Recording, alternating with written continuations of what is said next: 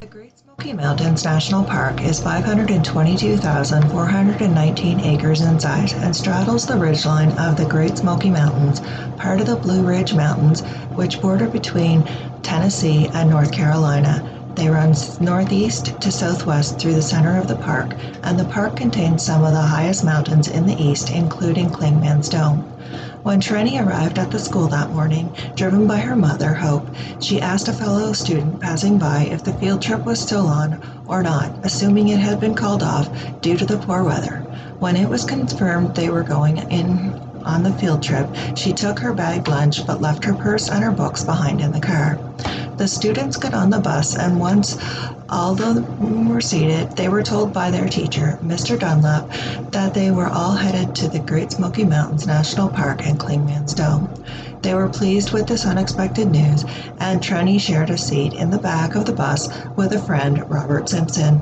He was a senior and a close friend of Trenny's brother Bob, who had graduated the previous May and was in the Navy. Bob had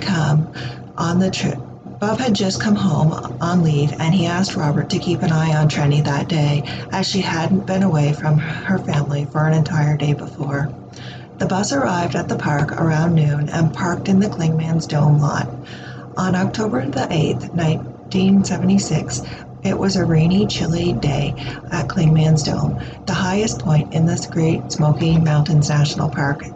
Mr. Dunlop told them that they were to hike to Andrews Bald and back to the bus, meeting at approximately 3:30 p.m., observing the plants, trees, and flowers along the way.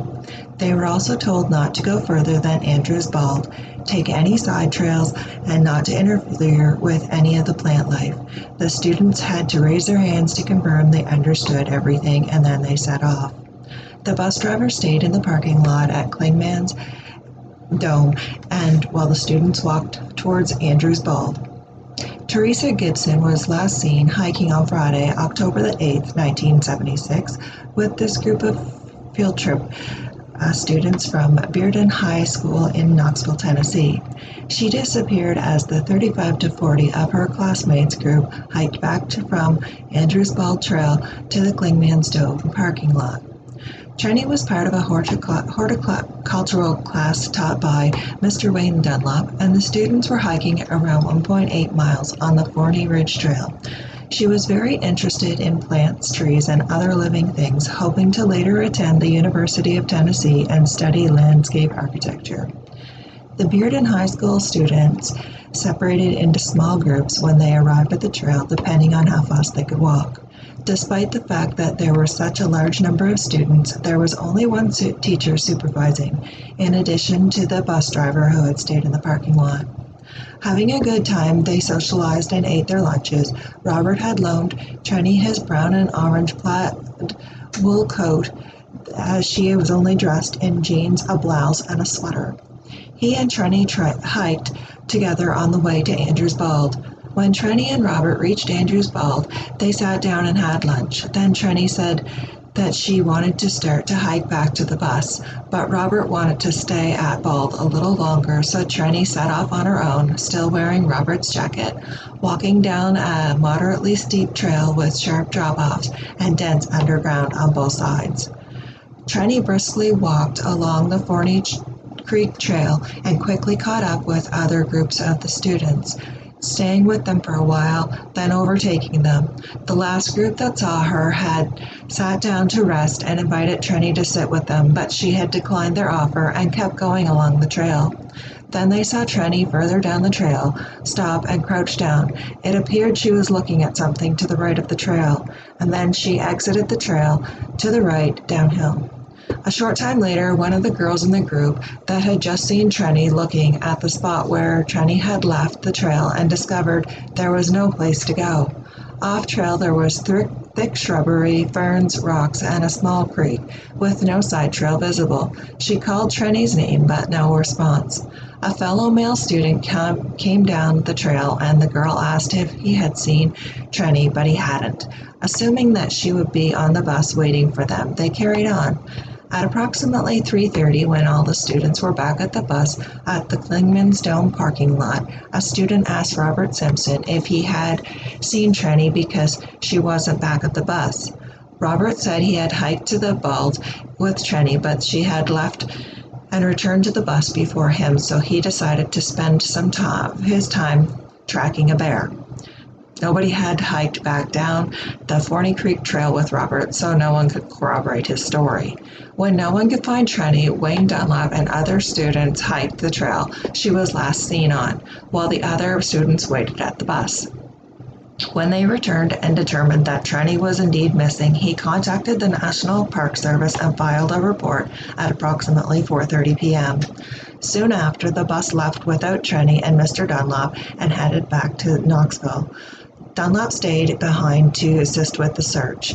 The school bus carrying the students arrived later than originally scheduled, and when it did, school officials had to tell the Gibsons that their daughter was missing. Robert Gibson had just gotten in from a business trip to Baton Rouge, Louisiana, but he and his wife Hope acted quickly, heading to the Smoky Mountains to wait for their news on their daughter. By 6:30 p.m., 19 volunteers had gathered to begin looking for the missing student. The trail was popular with walkers, and her sudden disappearance was strange given that she had been with other people and there had been groups of students both in front of them and behind, as well as other hikers. What was to follow was a huge search of the park, both on the ground and in the air. Heavy winds, rain, and fog that night made conditions difficult for searching. Frost made the ground slippery, and the fall leaves made spotting difficult. One searcher slipped and fell, breaking several ribs. Helicopters and ground searchers were brought in. Searchers used about a half a dozen dog teams with bloodhounds and German shepherds to look for Trenny. 3 of the tracking dogs picked her scent up at the intersection of the Appalachian Trail. They followed it to Clingman's Dome Tower, and some of the dogs last detected her scent along the roadside about a mile and a half from Newfound Gap, but then the dogs stopped, the scent disappeared. By October the 12th, 4 days after Trenny's disappearance, the official search was scaled back to about 20 people. The search lasted until November the 1st, 1976. Another search from April 18th to May the 5th, 1977 found no trace of any remains in the park. The chief ranger told reporters he was almost certain she was not in the park. Searchers went back to the Clingman Dome area in 1981, but again there was nothing. Robert Gibson said of the family dog Mitzi, Trenny's then 7-year-old poodle, said she gets up on the back of the couch upstairs and looks out the window looking for Trenny since she's not home. The fellow student, Robert Simpson, who walked with Trenny the day she vanished, was said to be a suspect at one point but was never charged. Trenny had both a large, thick Stanley comb that she had always carried, and she had given it to Robert Simpson, or so he claims. He was using it to comb his hair. Trenny had both a star sapphire pendant and a ring on when she disappeared, which were Christmas presents and birthday presents. They were found in the possession of a girl at Bearden High School in the sophomore class. She could not satisfactorily explain how she had come to have them.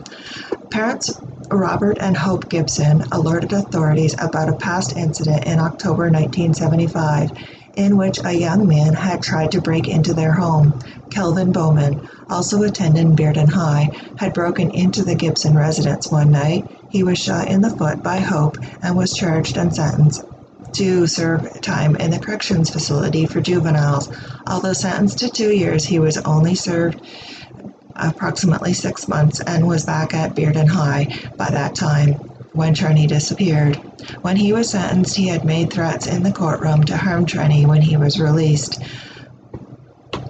Robert Simpson had come by the Gibson residence when Trenny's parents were in the park waiting for news on their daughter. He made 2 strange comments to Tina, Trenny's younger sister. He said, "If Kelvin Bowman has Trenny, he will kill her. If he doesn't have her, I think she must have ran off with some horny hitchhiker." One theory goes that Trenny was taken against her will and to the observation tower at Clingman's Dome. dome, and no one had checked the tower itself. The investigators left at the bottom. She could have also been taken to the roadside close by and left by a car. A classmate and friend, Kim Pouncey, said in an interview in late 2017 that she wondered if Trini just took off from the park and that she maybe just wanted to leave and get out. My feeling is somebody was waiting for her in the park, she says. There was a parking lot very close. I've always felt like Trini planned it, she said, and that was her way out. Cigarette butts were found, along with a partially filled can of beer near the spot where Trini stepped off the trail.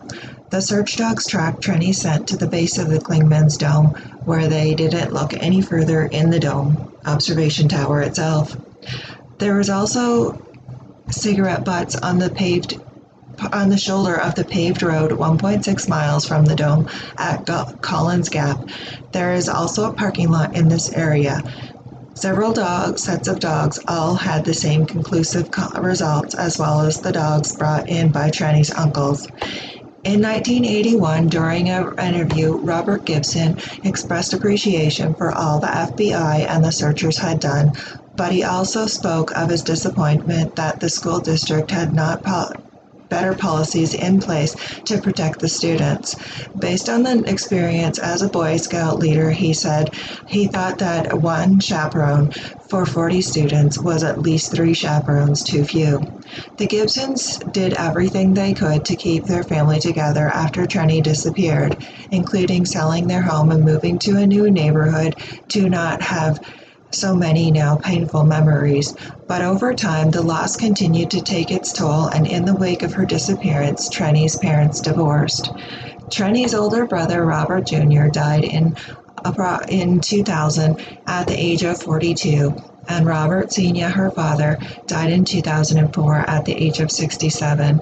Tina, her sister, died in 2016 at the age of 54.